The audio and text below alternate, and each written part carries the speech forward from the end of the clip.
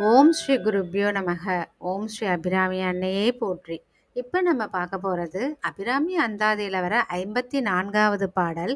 இந்த பாடல் கடன் தொல்லைகள் தீர சொல்ல வேண்டிய பாடல். முடிஞ்ச வரைக்கும் உங்கள் வாழ்க்கையில் கடன் வாங்காமல் பார்த்துக்கோங்க.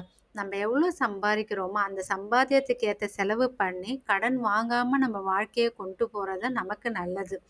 ஒருவேளை கடன் வாங்கி அதில் போய் மாட்டிக்கிட்டீங்க, கடன் தொல்லையால் சிரமப்படுறவங்க, இந்த அபிராமி அந்தாதியில் வர 54வது பாடலை சொல்லி அன்னையை வேண்டி வழிபடுங்க. அன்னை நிச்சயம் ஏதாவது ஒரு வழி காட்டுவாங்க உங்களுக்கு.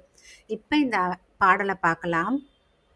இல்லாமை சொல்லி ஒருவர் தம்பால் சென்று இழிவுபட்டு நில்லாமை நெஞ்சில் நினைகுவிரேல் நித்தம் நீடு தவம் கல்லாமை கற்ற கயவர் தம்பால் ஒரு காலத்திலும் செல்லாமை வைத்த திரிபுரை பாதங்கள் சேர்மின்களே. இந்த பாடலுடைய பொருள், அடியவர்களே, நீங்கள் வறுமையால் பாதிக்கப்பட்டு ஒருவரிடத்திலே பொருளுக்காக சென்று அவர்கள் உங்களை இழிவுபடுத்தாமல் இருக்க வேண்டுமா? என் பின்னே வாருங்கள், முப்புற நாயகின் பாதங்களையே சேருங்கள்.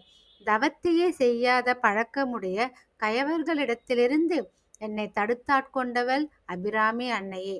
அபிராமி பட்டர் அபிராமி அன்னையை வழிபட்டு வாங்க, உங்களை கடன் தொல்லையிலேருந்து அன்னையை காப்பாற்றுவாள்னு பாடியிருக்காங்க.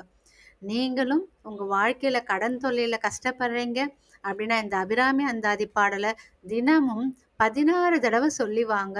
உங்களை அன்னை நிச்சயம் கடன் தொல்லையிலேருந்து காப்பாற்றுவாங்க. முடிஞ்ச வரைக்கும் உங்கள் வாழ்க்கையில் சிக்கனமாக வாழ்ந்து கடன் வாங்காத அளவுக்கு கொண்டு போங்க.